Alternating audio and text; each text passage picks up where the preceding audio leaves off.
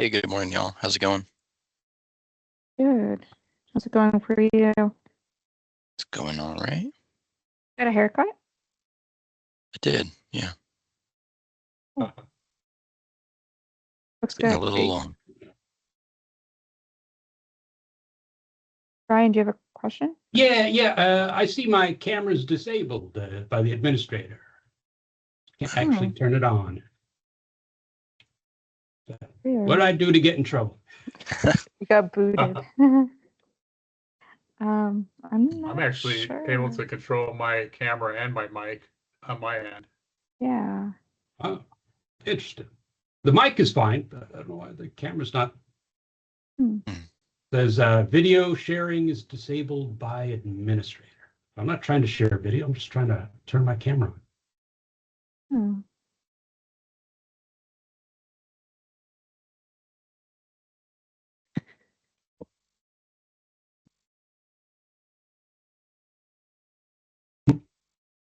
I'm not sure. Maybe exit and come back in. Maybe see if that fixes it. Let me come back. Okay.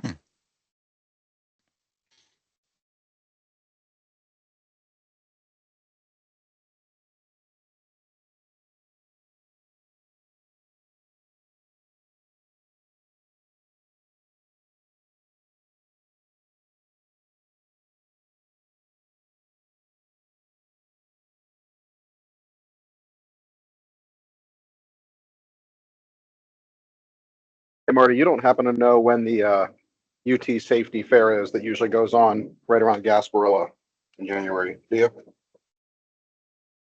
No, I don't, Matt. Let me mark that down. So it's UT safety. I'll ask about it. Okay. From Shannon, our new Katie Godwin. Our PIO was asking about a date today. I told him I would try and track it down. So it's a UT safety event during Gasparilla. I can't remember what the name of it is. They do it every year. It's right around Gasparilla, and they do a little safety fair. Try and advertise some of the alternatives for the students, and Keeping usually does something there for it. Yeah, I'll have to talk with Shannon about that and see if there's anything. I made a note, Matt. I'll check back with you on it once I find out. Okay, sounds good.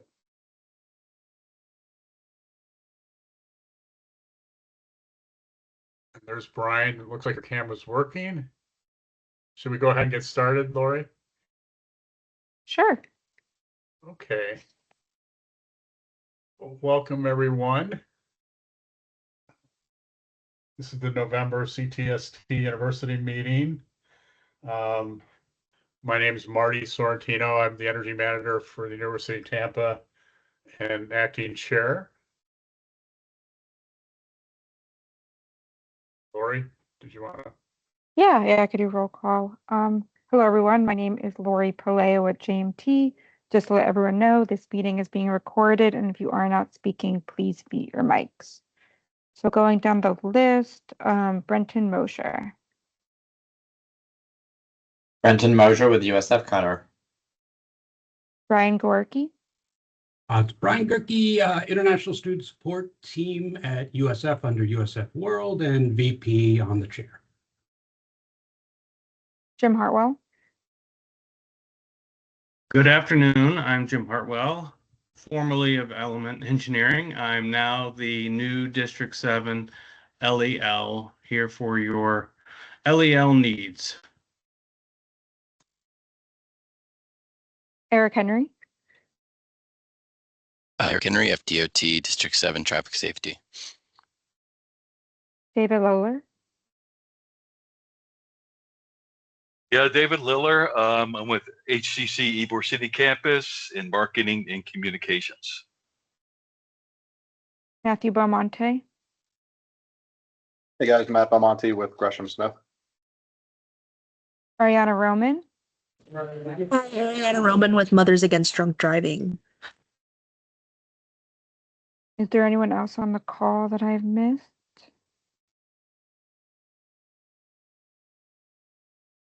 Okay, Marty, I believe that is everyone. Okay, great. Thank you. Yeah, welcome everyone. Did anybody have a chance to look at the meeting minutes for last month's meeting? Do I have, we'll wait for about a minute or so and then ask for first approval, I guess. Very much involved. There's a lot going on and It's I'll Matt. motion to approve. I'll second. great. Thank you. Yeah, and then we'll go through these really quick. Looking forward to Brian's presentation. The problem locations, not a lot of updates. Still don't have an update on the Lois Avenue crossing to get to HEC campus. Eric may have something on the lighting issues at Bruce B. Downs and Holly Drive. We had a good update last month's meeting. I don't know if there's anything new on that, Eric. No, unfortunately, I don't think I've heard anything. I know the county is looking into it, but I haven't gotten any update from them. I'll send out a couple of feelers to some folks over there and see if they've got an update for us, hopefully for this next meeting. Sounds great. Thanks, Eric. And then no update on Kennedy Boulevard and Willow Avenue. I will say that Kennedy Boulevard all the way to McDill and then all the way down to almost the downtown area. It's only one lane going westbound, and then two lanes, going eastbound. But then it's they're getting a lot of work done. It looks like, but they have a lot of lanes blocked off, a longer stretch than I've seen it so far. So it's just a lot of water line work. So anyway, hopefully they're moving along on that. And the other comment, they're doing beautiful work on those middle medians, with all beautiful palm trees and irrigation and stuff. And so just the fact those medians are much more user friendly is going to make it safer for pedestrians crossing Kennedy. And then as far as the North Boulevard between Cass and Kennedy, we just last meeting, the crosswalk there at Frederick Spalding and North A Street. I'm sorry, North A and North Boulevard. The crosswalk just got put in before our last month's meeting, and I've had a chance to get some feedback from some of the people that use it, including my supervisor. And we're getting a lot of positive feedback. It seems to be very effective. I see more golf carts crossing that road there, getting over to campus safety. So so far, really, really good feedback on that, and we're going to watch it closely. I don't have any new updates as far as the speed limit reduction on North Boulevard, but I will call Brian over at the city before next month's meeting and get that update. So that's all the problem location updates, unless there's another business update from anybody else.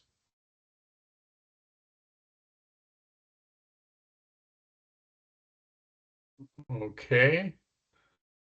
So I guess we'll move to the next item on the agenda. Calendar updates, activity reports, any law enforcement activity.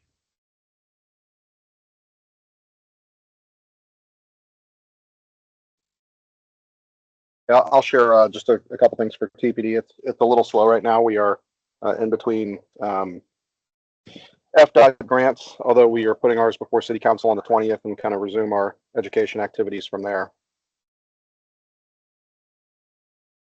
Great. Thanks for that, Matt. And I don't know if we have any bicycle pedestrian reports other than what Brian's going to be presenting on. Any updates regarding that, or activity reports regarding bicycle pedestrian reports? I have a couple things I can talk about. The first you may have seen is our Sprint for Safety. So that's a virtual 1 mile or 5K that we try to get people out and walking and noticing the infrastructure in their environment. So if you haven't signed up for that, I'll drop the link in the chat. You can get a t-shirt or a medal. And then we have an upcoming event that's a little outside of this area, but it's with the city of Temple Terrace and their annual walk with the mayor. So that is just a little 1 mile walk that has they visit historical homes and kind of talk about the history of Temple Terrace, and so it's kind of a nice thing. That'll be on the 21st. Oh, there's the flyer. So that is the Friday before the Thanksgiving, and so it starts at 8 a.m. and is usually nice weather, so we hope to see you guys there. And then finally, we are in our last stages of our campaign at Fowler and 52nd Street with the new mid-block pedestrian crosswalk there. We've done some on-the-street education. We're about to send out some mailings to local residences and do some business visits. So try to get them aware of how to use that crosswalk properly. And it's a good, safe crossing that, connects sort of that northern area where the students stuff live with that Publix and other shops down there.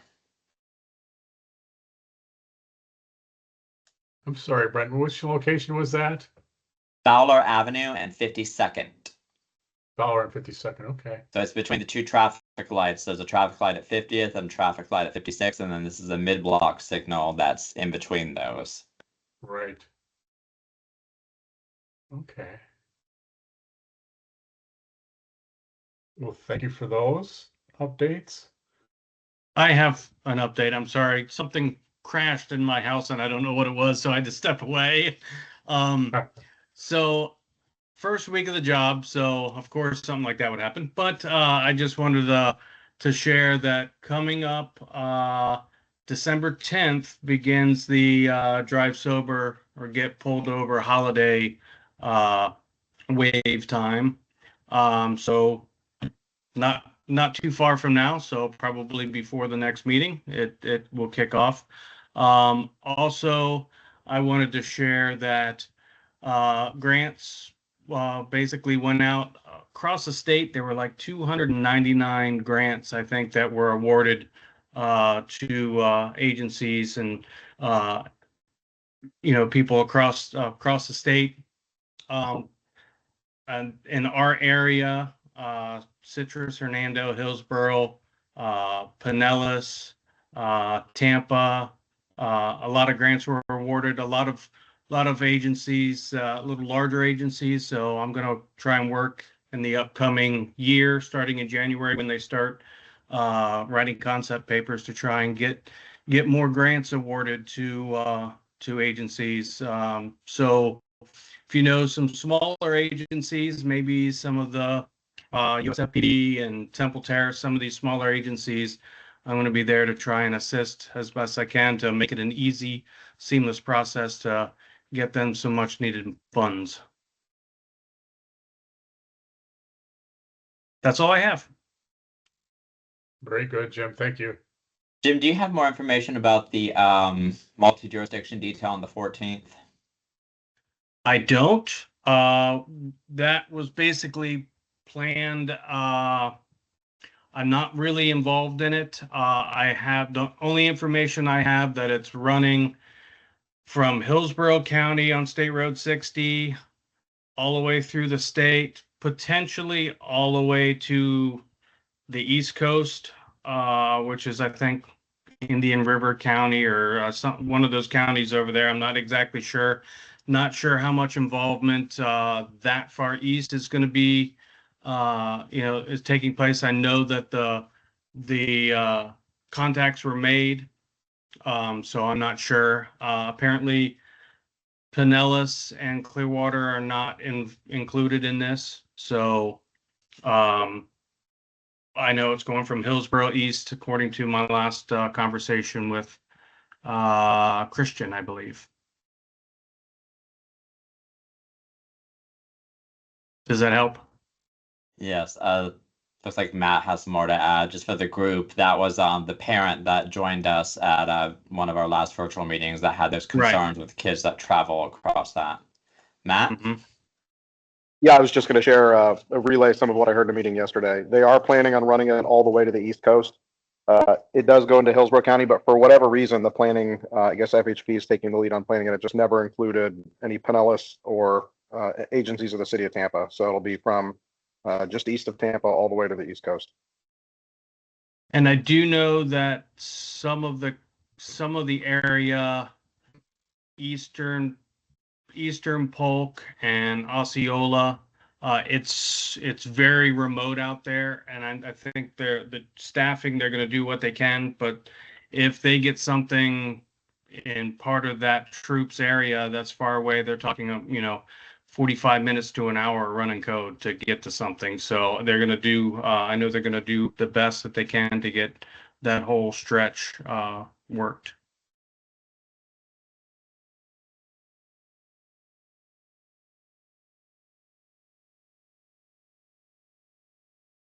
Yeah, good conversation.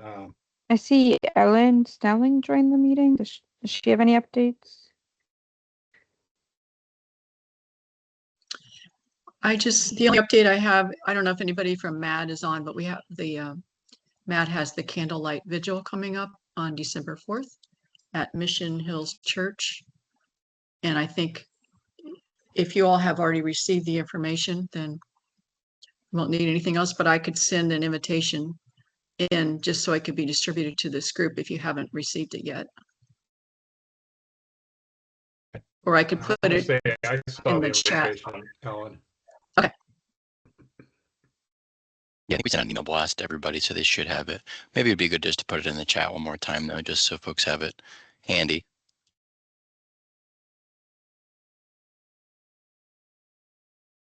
Great, sounds good.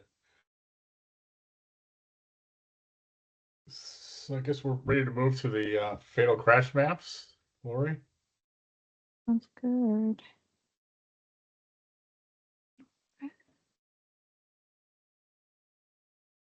So from January 1st through August 14th, there have been 5 fatal crashes within the 1 mile proximity to a college campus in Hillsborough County. And the college campuses that we include in these fatal crash maps are included here. They include your HCCs, your UT, and your USF campuses. At the last meeting, there were 4 fatal crashes through July 16th. So there's been 1 new crash added, which was near your HCC Brandon campus, and that was a rear end fatal crash. The rear end fatal crash was on July 19th at 8:33 p.m. Report number 270-12746 on I-75 and mile marker 259, not at the intersection in dark lighted, clear, and dry conditions. This fatal crash included multiple vehicles. I believe it was like 4 vehicles involved. Vehicle 1 was traveling southbound on I-75 in the outside lane, while Vehicle 2 was in the center lane and Vehicle 3 in the inside lane. Vehicle 4 was stationary on the outside paved shoulder due to a disabled engine. To avoid slower traffic ahead, the driver of Vehicle 1 swerved, causing its front right to collide with the rear right of Vehicle 2. After the initial impact, Vehicle 1 continued into the inside lane and struck the right rear side of Vehicle 3 with its left side.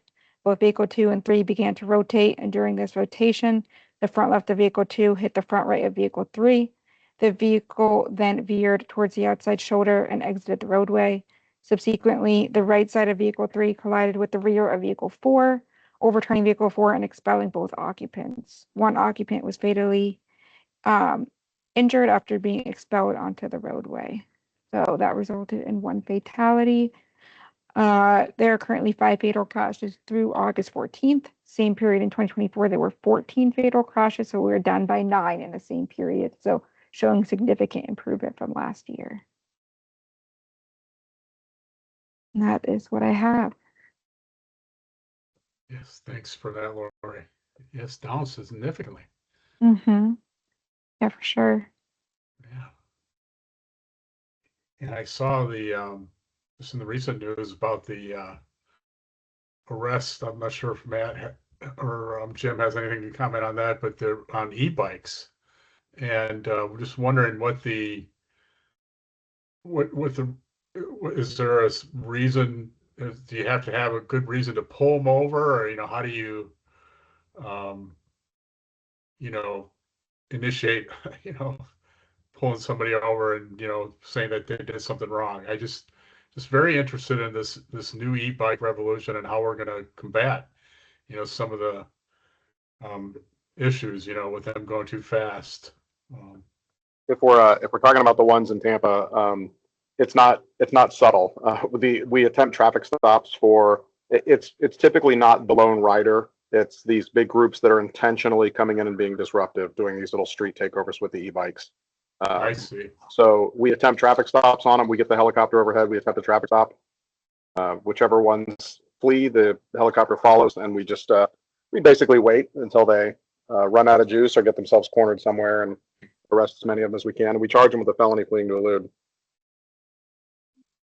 But what a challenge, though, I tell you. Yes, because we're only going to get so many of them. That's the reality. Unless you're willing to put them in some pretty extreme additional danger, which we're not. You're basically just stuck, following and staying as close as you can. We use unmarked cars to follow them, and as soon as we get the opportunity, we bag them. And one of the things that I just got back from a district LEL meeting for the state, all of us, and one of the things that we discussed was the e-bike situation and the statute that, if you want to call it, that the legislature put together, really kind of pushing everything to individual jurisdictions. I mean, if anyone is interested, on the LEL website, there are sample ordinances from various cities across the state that have, and counties that have instituted ordinances to, I guess, be a little bit more, have a little bit more control and guidance for e-bikes. And that's basically what the statute legislature said, is that we're going to give you a loose definition, but we're going to push it to the local municipalities and counties to make it any more strict. So there are examples on our website of other cities and counties. Great. Thanks for mentioning. We'll definitely take a look at that. So I guess we're ready for the open forum announcements, and you just get into Brian's presentation, a review of traffic safety programming and self-reported student safety behaviors and attitudes. What a great event that Brian had over there at USF, and I'll go ahead and turn it over to Brian. All righty. Should I just upload it or just share my screen? What would be, or it doesn't matter to you? All right, share the screen. What do you say, Lori? Yeah, if you want to share your screen, that works. Let's give it a whirl here. Let's see. Just making sure. Can you see it okay? Can you see my presentation? Yes, I can see it. Okay. Okay. Let's see if I can do the full screen.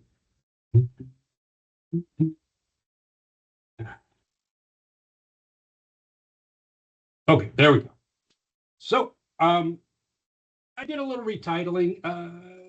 There is a glimmer of hope in some of these results, I think, but there are some risky behaviors we're seeing. I might add in some anecdotal stories. I get them, it seems like, every other week from riders that do things that I think are very dangerous and silly. But let's continue here. Just thanking the partners. This was a September 8th event. So we had City of Tampa, Austin Britt, had Officer Amanda Brake from USFPD. We had AAA, Linda and Michelle were from that, and Galit from Cutter. So we had a really good partnership at the last event. And it was a better than usual attendance by our students. Obviously, I'd love better than 26, but 26 was pretty good. And it was almost like a little mini United Nations. We had like 13 different countries. Indian students were the highest population, followed by students from the US. Vietnamese were pretty high population, Bangladesh. But it was a pretty well attended from many sectors of the world. So we were pretty pleased with that. And just going to get into self-reported traffic safety behaviors, and also encourage everybody, take these results with a grain of salt. I don't think there's enough for them to be generalizable. but it is still interesting perceptions on, the fairly small population, 26 students out of a population of maybe 5,000 that go to USF. So when we asked them in terms of what was their major forms of transportation, pedestrian being walking and using public transport, those were the top answers at 35%. Bicycling, 23%. And really, with the population we had, I would be very curious to know what percentage of USF students and international students ride scooters. We only had one scooter rider at our event. I'm curious how representative that is, or if the percentage would be much higher. Just curious. We did ask how often they wear helmets, if they either scooter, skateboard, or bicycle. Half the population acknowledged to never wearing helmets or only sometimes wearing helmets, which is a lot higher than the 20% that said they always wear helmets. And I did a little bit of added research, looking at some meta research, and depending on what survey you want to believe, it does show that anywhere from 63 to 83% that the multi-directional impact helmets can prevent serious head injuries. So we do try to stress that to students, and I am writing an article for our monthly newsletter, putting that information in there. But if they could just understand how much it could protect them, would it make a difference? I wonder. One thing we asked, and we asked this, we've got a total of 81 that have done this survey, and just at this one was 26. But at this event, we asked them, would you wear a helmet if it were free? And 96% said yes. The one person that said no said she already had a helmet. It wasn't comfortable, but she does realize the importance of wearing it. We asked bicyclists what were their greatest perceived dangers on the road. And cars, trucks, and motorcycles led the pack at 88%. I guess maybe not surprising, Tampa is listed as pretty high danger area for bicyclists. So I found a little bit of this information from the Biking and Walking Alliance. Again, if anyone sees data that they suspect or think, I don't agree with this, I definitely would love their comments. But this is what I found. Following threats that they saw were road surfaces and then weather conditions. Those are the three top dangers they perceived. And we did allow multiple choices on this question. Scooter operators had the same top three perceived dangers, although their 2 and 3 were in a different order. So cars, trucks, and motorcycles were their biggest perceived threat, followed by weather conditions and road surfaces. So I've been learning quite a bit about scooters and what poses dangers to them. I think I recently learned that wet leaves is like one of the biggest surface level dangers to scooter operators. So I wonder if that would fall, both with weather conditions, it being wet, and leaves on the ground, would that be considered a road surface issue for them? But it's interesting to find out what is really a danger to scooter operators. I think we know so little at this point, and we're learning as we go along. So we asked pedestrians, both walking on and off campus, what were their greatest perceived dangers. Now, there was a lot of similarity, but I think a matter of muchness, as a friend of mine from Namibia would phrase it, if you compare on and off campus. Cars, trucks, motorcycles were their biggest perceived threats. But if you notice, orange indicates off campus and blue on campus. Those off campus were far more nervous about these vehicles than the on campus survey respondents. Perhaps with good reason, and we'll get into that a little later. If we look at perceived threats of scooter operators, I think Breton and I, who are on campus a lot can appreciate this maybe a bit more. You'll notice that on campus perceive scooter operators as a much greater threat to them than off campus. I think it's because our campus, when it gets congested, you will see them and bicyclists weaving in and through the crowd. I do worry at some point, is it going to have to take an injury to create more rules on that? I wonder. But again, with bicycles on campus, pedestrians saw bicyclists as a much bigger danger to them than when they walk off campus. How often do you look at your cell phone when crossing the road? We saw that 42% said they looked at their phones while crossing the road sometimes, about half the time, and most of the time. Why does that scare us all? We could see, at least according to Smart Growth America, Tampa has the 8th most pedestrian deaths countrywide. So that's not going to help things. How often do you wear earpods and listen to music, news, or something else if you ride a bicycle, scooter, or skateboard? 28% of students acknowledge that they did so sometimes or about half the time, with 72%, I'm glad of that, saying never. Like to see that number rise, continue to rise. How often do you wear light clothing or reflective materials when you walk, bicycle, skateboard, or scooter in the evening? 19% of our survey respondents said they always did so, while 31%, almost twice, said they never did so. I was happy to see that more students than we expected took those neon yellow vests from AAA at our event.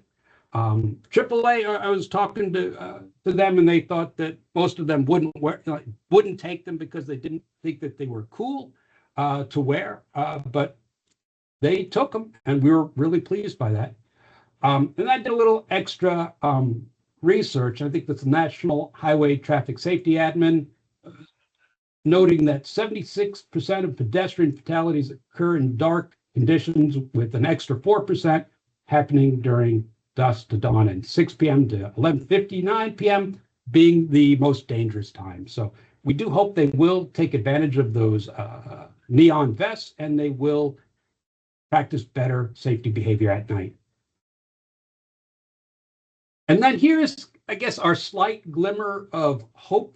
We compared the overall survey results with this past semester, and we do see some positive trends. Those saying that they always wear light clothes at night, 10% increase this semester compared to the entire survey population. Those acknowledging that they never wear light clothing at night, much lower this semester compared to the entire population. Fewer people saying they never wear earpods. We could see the comparison. Never looking at cell phones when crossing. Again, more people in this survey population said that they didn't do that.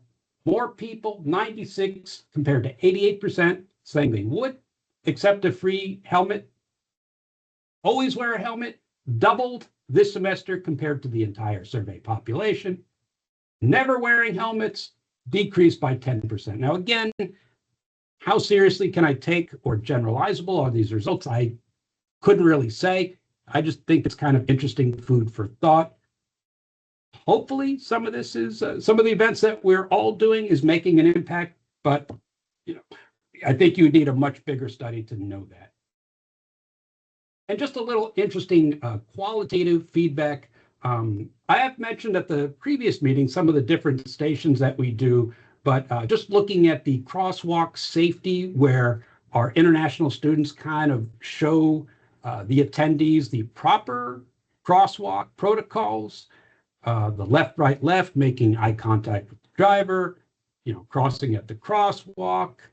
And you can see that many of them did appreciate the interactive nature of the activity. And then the hotspots, that's where Lori had given me a lot of good data that we could populate. You could see what the hotspots map looks like. And we show like motorcycles and cars and pedestrians, and different colors represent serious injuries or deaths. But I love this quote at the bottom where the respondent says, I think this gives participants an excellent overview of what could happen in an area you may feel comfortable in. It also makes the collisions more personal and removes the "it will never happen to me" mentality. So the more students we get, I feel that it's going to make that impression on them. Our big challenge is and always has been getting them to the event. Once they get there, they are really surprised at how interactive and fun it is. And so we just need to get them there. And just we gave out a bunch of prizes, and Eric, you can see the zero tolerance cups we gave out. That's proof those students got them and they appreciated them. So we'll appreciate them at the January event. But those are just some of the representation of the students that attended, the prize winners. And I think that's all. Just to let you know, also, we are going to do this again January 28th, 2 to 5 p.m. We've got some people have accepted, and unfortunately, AAA is going to be in Miami, so they couldn't be there with us. But we look forward to the next one. And that's it. Well, thanks, Brian. Any questions for Brian? I just want to say great presentation. That's a lot of really interesting data. Could you send those slides over to us? I'd be interested to share that with some folks. Lori uploaded it, right?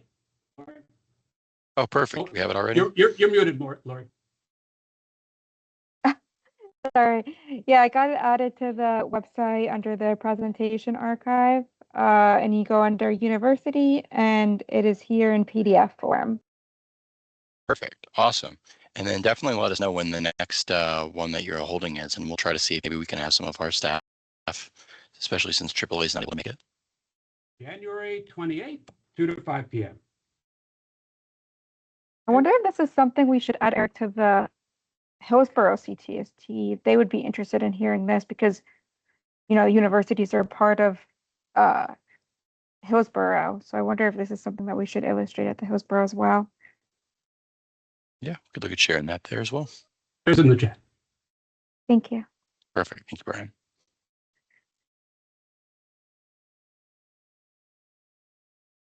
Yeah, thanks so much, Brian. So good turnout, 26. What do you think the attraction was other than the free gifts? The food? We did food, we did gifts, and we tried a different time. We did a little later. Right. And there's some indication that made a difference. We did another event recently, first time, and tried the different time, and it did get a pretty good turnout. But prizes never hurt. And I saved like a year's worth of prizes at going to different places on campus, and I guess they were good enough. And I do my own. I donate like $40 worth of gift cards out of my own pocket. So I just whatever's going to get into the door, I'm happy. Yeah, and AAA gave some really nice things too. So. And it's at the kind of at the beginning of the semester, so students 2 weeks after orientation. And I think the January meeting will have that same effect. That's what we hope, because we're going to talk to them in orientation, promote it then, and hopefully they still remember us. I know they're going to be busy, but you just do what you can. It's really hit or miss with getting them to events, but just keep trying. Yeah. Well, thanks so much. Any other questions or comments?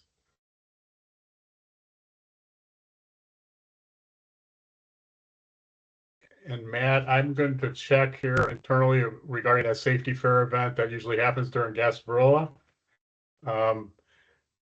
I haven't really met with Shannon a lot, but so far, but she's just really, I think, still trying to get settled in. So, but I'll talk to her about that, and kind of wondering what kind of stuff she did take over with that Katie passed on. But I wonder if Addie Carruthers might have been the contact that I had the last time we did it. So if I get to the info first, I'll share it with you. Okay. Abby, yeah, that sounds familiar. Addie Carruthers. I don't remember what her Carruthers, role right. is there. Yeah. Okay. I also wanted to note that starting in January of 2026, we are going to be moving the meeting from 3 p.m. to 2 p.m. We sent out a poll to the group, and I believe it was like 14-1 voting yes to change the time. So that will be for both the in-person and the virtual meetings starting in January.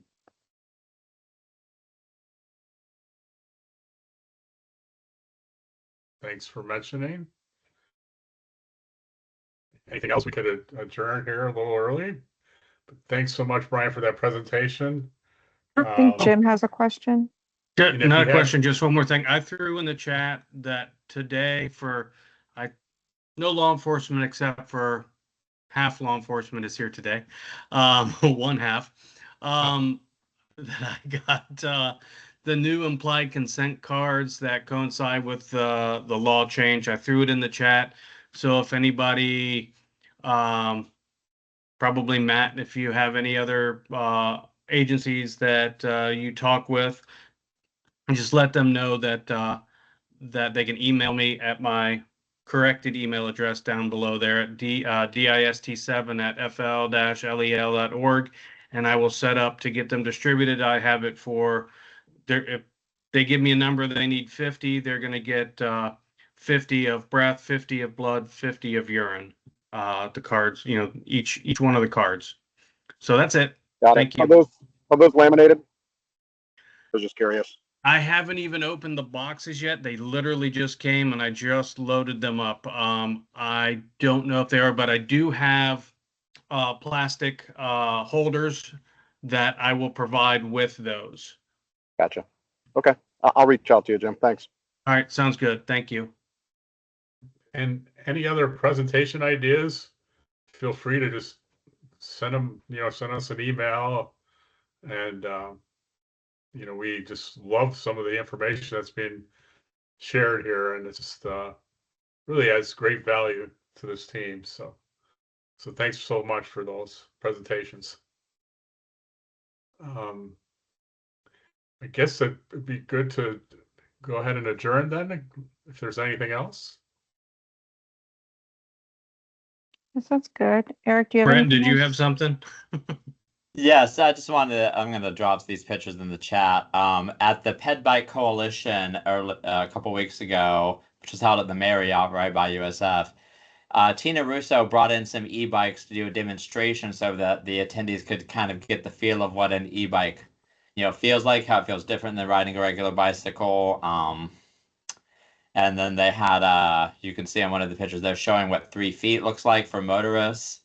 And that's kind of, always important to know how to give that 3 feet passing. They had to block off a parking lot. It's kind of a, not some people I heard were scared to get on the e-bikes, but it was a good thing for Tina to get that kind of awareness to those people.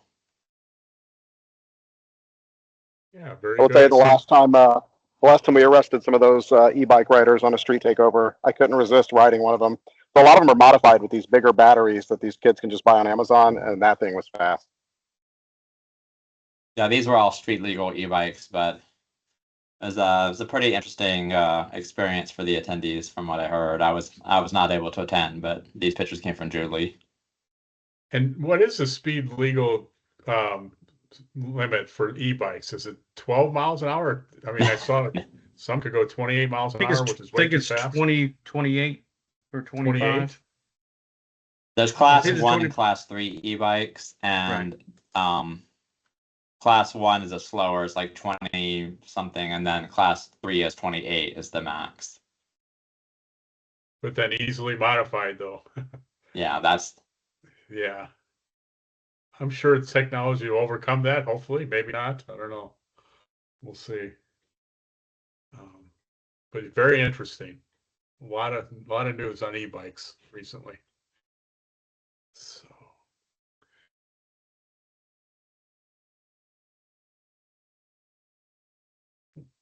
well, thanks so much, everyone. It was great seeing everybody. We'll see at the next December meeting. And have a great rest of the week. Thank you. Thanks all. Have a All safe right, guys. Thanksgiving. All right, You take too. care. You too. Yeah, Thank happy you. Bye now. Thanksgiving.